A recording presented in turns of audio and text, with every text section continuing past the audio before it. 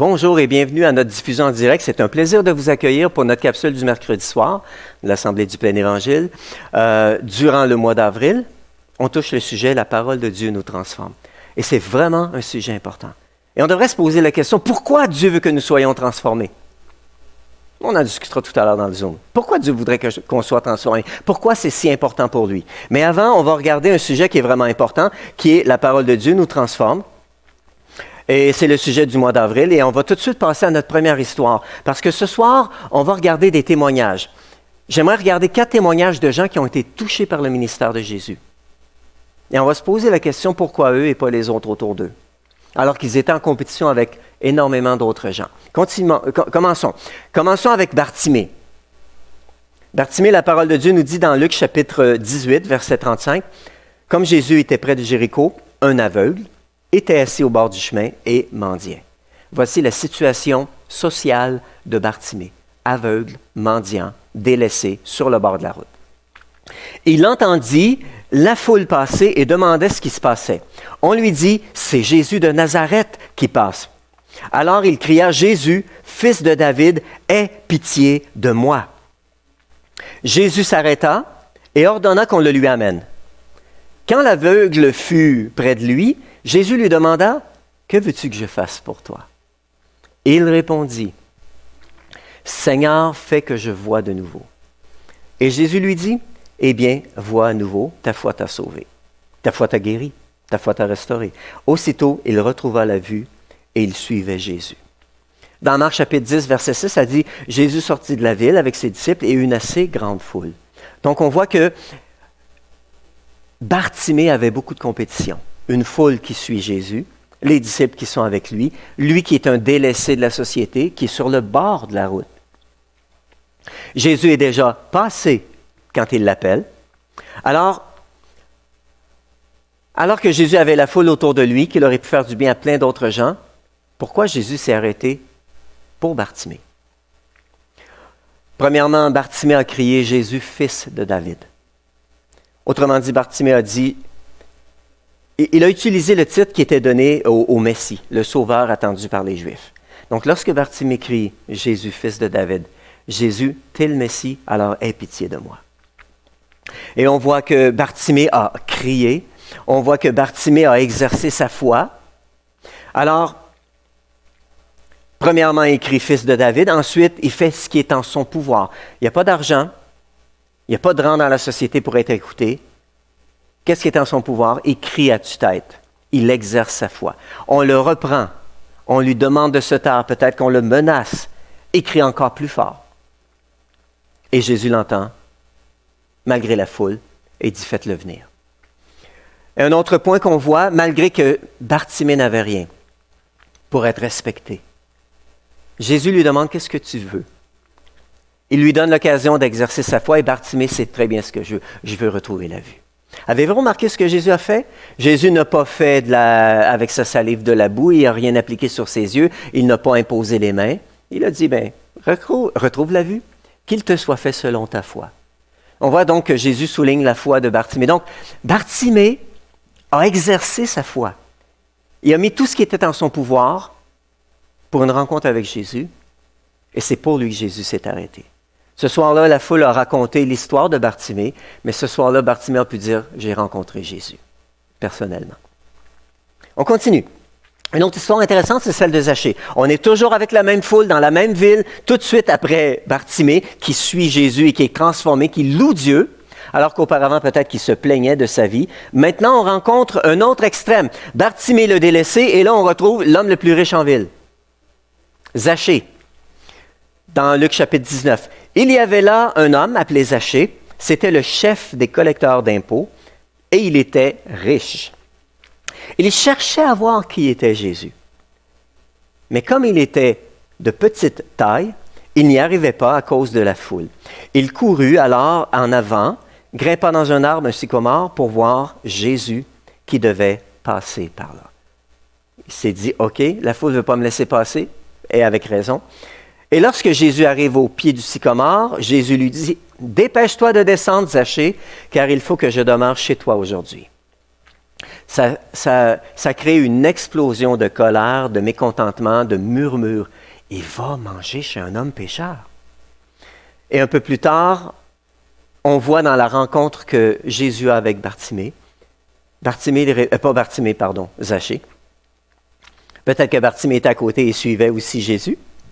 Écoute Seigneur, je vais donner la moitié de mes biens aux pauvres, et si j'ai pris trop d'argent à quelqu'un, ce qui était sûrement arrivé, je lui rendrai 4 fois autant.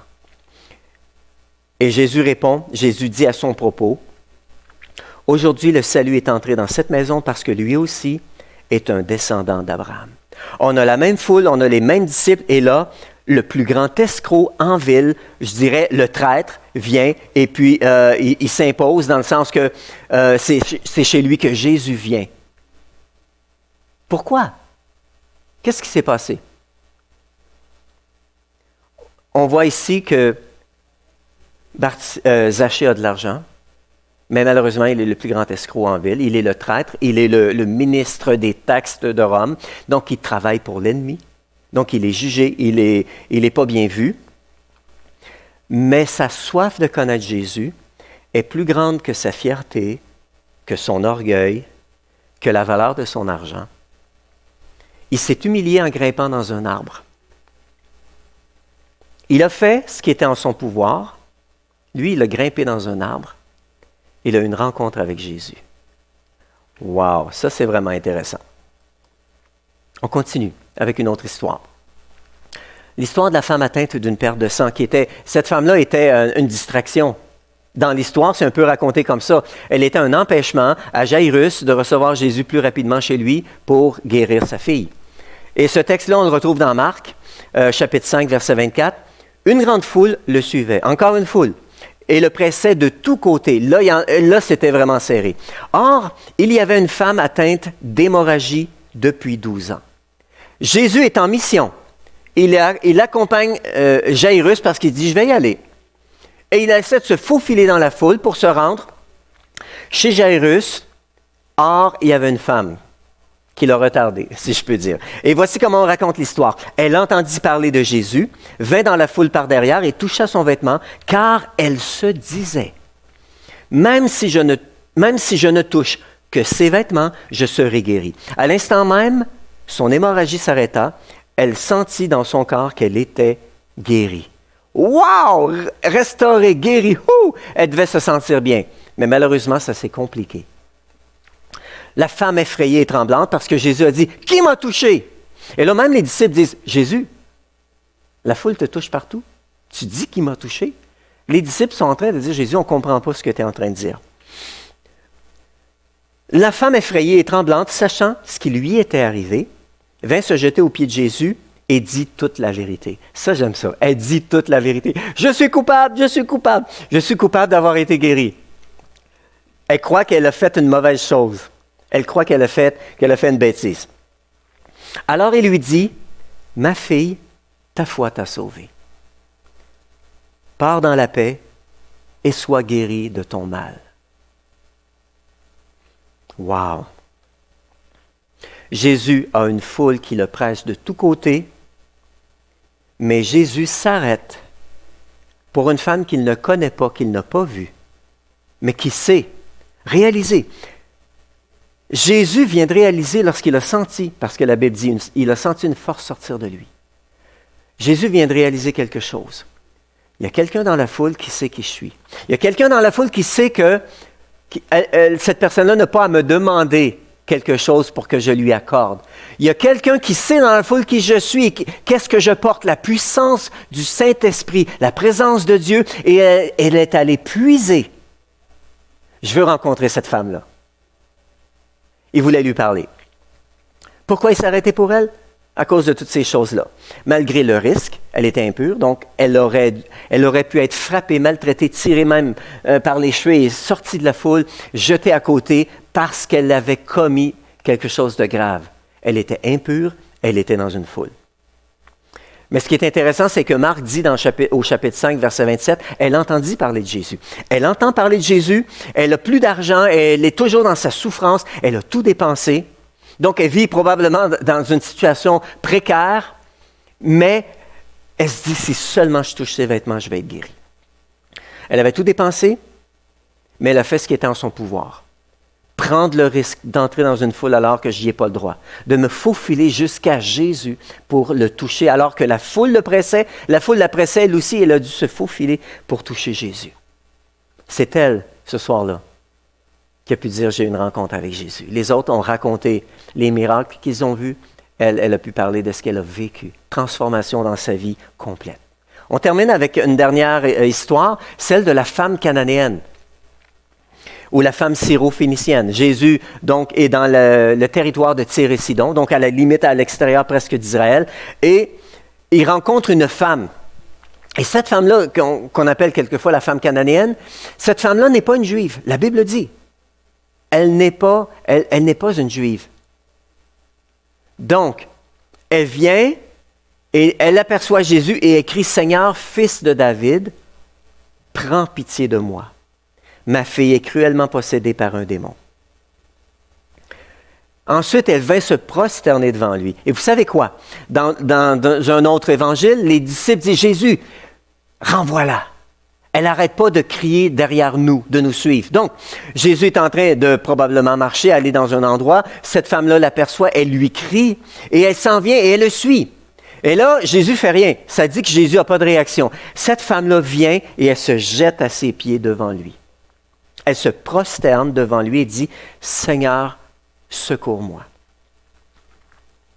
Il répondit « Il n'est pas bien de prendre le pain des enfants et de le jeter aux petits chiens. » « Oui, Seigneur, je suis d'accord avec toi, Seigneur, dit-elle, mais les petits chiens mangent les miettes qui tombent de la table de leur maître. » Elle est en train de dire, « Seigneur Jésus, je sais que tu es venu premièrement pour le peuple juif. Je sais que je rentre pas dans les considérations, je suis pas juive, je suis disqualifiée, mais je sais aussi qui tu es.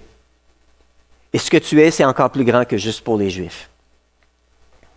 Les petits chiens mangent les miettes. Alors Jésus dit, ou lui dit, « Femme, ta foi est grande. Sois traitée conformément à ton désir. » À partir de ce moment, sa fille fut guérie. À partir de ce moment, sa fille fut guérie. Je trouve ça vraiment intéressant. Elle cria, les disciples lui demandent de renvoyer la foule à Jésus, mais elle, ce qu'elle fait, elle insiste, elle vient devant lui, elle se jette aux pieds. Pourquoi Jésus s'est arrêté pour cette femme? Oui, on peut dire, il n'y avait pas le choix. Elle s'est jetée devant lui, elle s'est prosternée devant lui. Elle a crié, « Seigneur, fils de David. » Je ne suis peut-être pas juive, mais toi, je sais que tu es le Messie. Je sais que tu es envoyé de Dieu. La femme vient se prosterner devant lui, « Seigneur, aide-moi. » Et ensuite, on voit cette expression, « Les petits chiens mangent les miettes. » Seigneur, je sais que je ne qualifie pas en tant que juive, mais je sais quand même que j'ai droit à la bénédiction parce que je sais qui tu es. Et ce que tu es dépasse même un peuple choisi. C'est vraiment intéressant. Et on voit même là aussi dans Marc 7 qu'au verset 25, elle avait entendu parler de lui et elle est venue se jeter à ses pieds.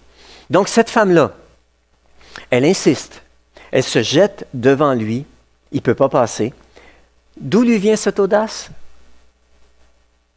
Je crois qu'on a la réponse. La réponse dans la réponse de Jésus. Jésus lui dit, « Femme, ta foi est grande. Sois traité conformément à ton désir, ou qu'il te soit fait selon ta foi. » Jésus lui dit, « Femme, ta foi est grande. À cause de ça, ta fille est guérie. » On vient de voir 4 témoignages de gens qui ont été touchés par Jésus, de gens qui ont eu une rencontre avec Dieu, qui ont été transformés.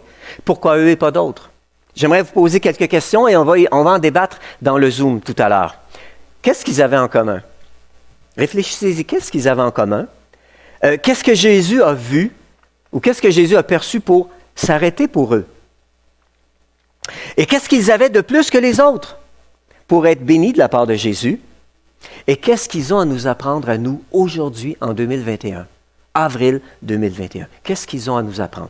Les Bartimée, les Zachée, les femmes atteintes d'une perte de sang, d'hémorragie, la femme cananéenne et peut-être d'autres qu'on pourrait retrouver dans les évangiles. Rejoignez-nous tout de suite dans le Zoom pour qu'on puisse en discuter parce que la transformation, à quelque part, comme j'avais mentionné comme sous-titre à mon message de dimanche, pour participer à cette transformation-là, il ne s'agit pas de s'asseoir puis d'attendre, il faut vraiment courir. On se retrouve tout de suite dans le Zoom tout à l'heure. Que Dieu vous bénisse abondamment et on se voit tantôt.